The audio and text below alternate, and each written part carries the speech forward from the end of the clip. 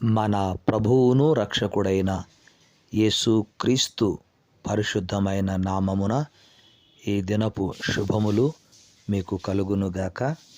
దేవుని వాగ్దానము మనము పొందుటకు ప్రభువు ఆ దేవాది దేవుడు అనుమతించిన విధానమును బట్టి దేవునికి నిండు హృదయముతో కృతజ్ఞతలు చెల్లించుదాం. ఈ దినము మనకు ఇవ్వబడిన దేవుని వాగ్దానమును బట్టి దేవునికి మనము కృతజ్ఞతలు చెల్లించుదాం. ఆ దేవాది దేవుడు తన మహాకృపను బట్టి మనకిచ్చిన నేటి వాగ్దానము, ఆయన నన్ను ఒంటరిగా విడిచిపెట్టలేదు. Amen, amen. ఈ వాగ్దానమును యేసు ప్రభువు పలికిన మాటగా మనము యోహాను సువార్త 8వ అధ్యాయము 29వ వచనములో చూస్తాం. నన్ను పంపినవాడు నాకు తోడై ఉన్నాడు, ఆయన ఇష్టమైన కార్యము నేనెల్లప్పుడూ చేయుదును, కనుక ఆయన నన్ను ఒంటరిగా విడిచిపెట్టలేదని చెప్పెను. Amen, amen. ప్రభువునందు ప్రియమైనటువంటి వారలారా, నన్ను పంపినవాడు నాకు తోడై ఉన్నాడు అన్న ఈ మాట మనము ఆలోచిస్తే ఇది యేసుక్రీస్తు పాపరహితుడని తెలియచేస్తుంది. యేసుక్రీస్తులో ఏ పాపము లేదు, ఆయన పాపరహితుడు అని వాక్యము సెలవిస్తోంది. అంతేకాకుండా యోహాను సువార్త 4వ అధ్యాయము 34వ వచనములో నన్ను పంపిన వాని చిత్తము నెరవేర్చుటయు ఆయన పని ముట్టించుటయు నాకు ఆహారమై ఉన్నది అంటాడు. అంటే యేసు ప్రభువు ఈ మాట చెప్పడంలో భౌతిక ఆహారము కంటే తన తండ్రి పనిని పూర్తి చేయడమే ముఖ్య ఉద్దేశముగా ప్రభువు చెప్పాడు. ప్రభువునందు ప్రియమైన వారలారా, ఆ దేవాది దేవుడు, ఆ తండ్రి అయిన దేవుడు ఈ లోకములో మనలను పుట్టించాడు, మన కొరకు అన్ని సమకూర్చాడు. అంతేకాకుండా ఆయన మనకు తోడై ఉన్నాడు. మనము ఒంటరి వారము కాము. యోహాను సువార్తలోనే యేసు ప్రభు చెప్పాడు, నేను మిమ్మును అనాథలుగా విడువను అని. ఎంత గొప్ప మాట! మనలను ఈ లోకమునకు పంపినవాడు ఆ తండ్రి అయిన దేవుడు మనకు తోడై ఉన్నాడు కనుక, ఆ తండ్రి అయిన దేవుడు మనకు తోడై ఉన్నాడు గనక ఆయనకి ఇష్టమైన కార్యములు మనము చేస్తూ ఉన్నాం. సేవకులకు, సంఘాలకు మనమెంతో తోడ్పాటుగా ఉంటూ ఉన్నాం, ప్రార్థనలు చేస్తూ ఉన్నాం. ఎవరికైనా ఏదైనా బాగాలేదంటే మనము స్పందిస్తూ ఉంటున్నాం. కనుక ఆయన మనకు తోడుగా ఉన్నాడు గనక మనం ఇవి చేయగలుగుతూ ఉన్నాం. ఆ తండ్రి అయిన దేవుడు నీకు తోడుగా ఉన్నాడు. ఆయన నిన్ను అనాథగా విడిచిపెట్టాడు. కనుక యేసుక్రీస్తు యొక్క జీవితం ముఖ్య ఉద్దేశం ఏంటంటే తండ్రి అయిన దేవునికి ఆనందం కలిగించడమే. దానిని ఆయన లోపరహితంగా నెరవేర్చాడు, లోపం లేనివానిగా. కానీ మనలో ఉన్న లోపాలను సరిచేయడానికి యేసు ప్రభు లోకానికి వచ్చాడు అని మనకు తెలుసు. మన కొరకు ఆయన ప్రాణం పెట్టాడని మనకు తెలుసు. తండ్రి అయిన దేవుడు తన కుమారుడైన యేసుక్రీస్తును ఎంత ప్రేమించాడో అంతకంటే ఎక్కువగా నిన్ను నన్ను ప్రేమించాడు. కనుకనే కలువరి సిలువలో యేసు ప్రభు చెయ్యి విడిచిపెట్టాడు తండ్రి అయిన దేవుడు నీ చెయ్యి పట్టుకోవడానికి. ప్రభువునందు ప్రియమైన వారలారా, ఆయన ఎంతగా నిన్ను ప్రేమిస్తున్నాడో నీవు ఈ వాగ్దానమును బట్టి దేవుని స్తుతించాలి, ఘనపరచాలి. ఆయన నన్ను ఒంటరిగా విడిచిపెట్టలేదు అన్న ఈ వాగ్దానము ఎంత గొప్ప మాట, ఎంత గొప్ప వాగ్దానము.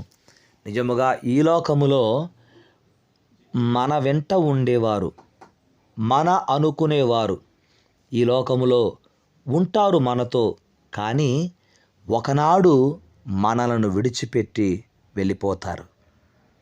విడిచిపెట్టే లోకం ఇది.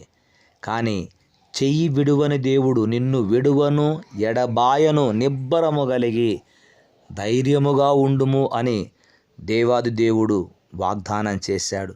కనుక మనము ఒంటరిమి కాము. ఆయన నన్ను ఒంటరిగా విడిచిపెట్టలేదు. అంటే నీవు ఒంటరిగా జీవించడము దేవునికి ఇష్టము లేదు. నీకు ఒక తోడు కావాలి. ఆ తోడు లోకములో భర్తకు భార్య, భార్యకు భర్త, భార్యాభర్తలకు పిల్లలు. సో పిల్లలకు తల్లిదండ్రులు తోడుగా ఉంటారు. కానీ శాశ్వత కాలము మనకు తోడుగా ఉండేది పరమ తండ్రి అయిన దేవుడే.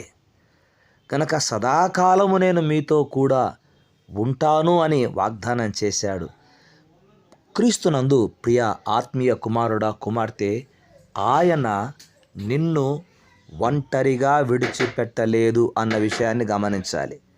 ఈ వాగ్దానాన్ని మనము వింటున్నప్పుడు, ఈ వాగ్దానాన్ని మనం పొందినప్పుడు, దేవాది దేవుడు ఈ లోకములో మన జీవితమందు ఆయన అనేక అద్భుత కార్యాలు చేసి తాను మహిమ పొందాలని ఆశపడుతూ ఉన్నాడు. నీ జీవితము ఒక సువార్తలాగా, నీ జీవితము ఒక సందేశములాగా, నీ జీవితము గొప్ప సాక్ష్యము కలిగిన జీవితముగా ఉండాలి అన్నది తండ్రి అయిన దేవుని ఉద్దేశం. యేసుక్రీస్తు 33.5 సంవత్సరాలు భూమి మీద ఆయన బ్రతికినప్పుడు ఆయన జీవితము ఒక సందేశము, ఆయన జీవితము ఒక సాక్ష్యము, ఆయన జీవితము అనేకుల జీవితాలలో సమాధానము, రక్షణ తెచ్చిపెట్టింది. కనుక నిన్ను బట్టి కొందరైనా మారాలి అన్నది దేవుని ఉద్దేశము. నిన్ను బట్టి తండ్రి అయిన దేవుడు మహిమపరచబడాలి. నీవు జీవించిన కాలమంతా నీ జీవితము తరువాత గొప్ప సాక్ష్యంగా ఉండాలి అన్నది దేవుని ఉద్దేశము. హెబ్రీ పత్రిక 11వ అధ్యాయం అంతా కూడా గొప్ప సాక్షి సమూహము గురించి మనము వింటూ ఉంటాం చదివినప్పుడు. కనుక మన జీవితము ఈ లోకములో ఒంటరి వారము కాము. మనకు తండ్రి అయిన పరమ తండ్రి మనకు తోడుగా ఉన్నాడు. గనక ఆయన నిన్ను ఒంటరిగా విడిచిపెట్టలేదు. ఆ దేవుని సన్నిధి, 2 ఆ దేవుని సమాధానము, 3 ఆ దేవుడు అనుగ్రహించే సకల ఐశ్వర్యములు, సంతోషము యేసు నామమున మీకు సదా తోడై ఉండునుగాక. Amen, amen. ప్రార్థన చేసుకుందాం. పరిశుద్ధుడైన మా తండ్రి, మీకు వందనాలు. యేసు క్రీస్తుకు నాయన మీరు తోడుగా ఉన్నారు. ఆ ప్రభువు ఈ లోకమునకు వచ్చి మీరు ఆయనకు అప్పగించిన పనులు ఆయన చేస్తూ ఉన్నంత కాలము ఆయనకు మీరు తోడుగా ఉన్నారు. మీ పనులను ముగించిన తర్వాత మరలా మీ యొద్దకు చేరుకున్నాడు. మేము కూడా ఒకరోజు ఈ లోకాన్ని విడిచిపెడతాము. కానీ ఈ లోకములో బ్రతికిన కాలమంతా నాయన మీరు మమ్మను ఒంటరిగా విడిచిపెట్టకుండా మాకు తోడుగా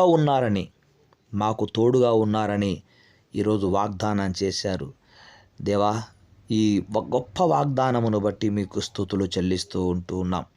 మాకు జన్మనిచ్చిన తల్లిదండ్రులు కొంతకాలమే మాతో ఉంటారు. మా స్నేహితులు, శ్రేయోభిలాషులు కూడా కొంతకాలమే. కానీ శాశ్వత కాలము, సదాకాలము తోడుగా ఉండే మా తండ్రివి నీవు, పరమ తండ్రివి నీవు. మీకు వందనాలు, స్తుతులు, స్తోత్రాలు చెల్లిస్తూ ఈరోజు దయగల మా తండ్రి ఈ వాగ్దానమును పొందిన తర్వాత ఇక ఎవరు కూడా నేను ఒంటరిని, అనాథను అనే మాట వారి నోట రాకుండా గొప్ప వాగ్దాన వాక్యమును ఈ దినం మాకిచ్చి బలపరిచినందుకు కృతజ్ఞతలు చెల్లిస్తూ నాయన, ఈ వాగ్దానం పొందిన బిడ్డల జీవితాల్లో ఎవరికి ఏది కొరతగా ఉందో యేసు నామమున అవన్నీ కూడా తీర్చబడునుగాక అని క్రీస్తు పేరట ప్రార్థిస్తున్నాము తండ్రి. ఆమెన్. తండ్రి, కుమార, పరిశుద్ధాత్ముని సన్నిధి, సహాయము, సహవాసము సదాకాలము, బ్రతుకు కాలమంతా మనకెల్లరికీ తోడై ఉండునుగాక.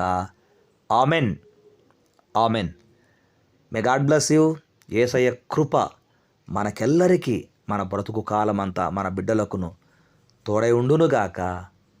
Amen, amen. May God bless you.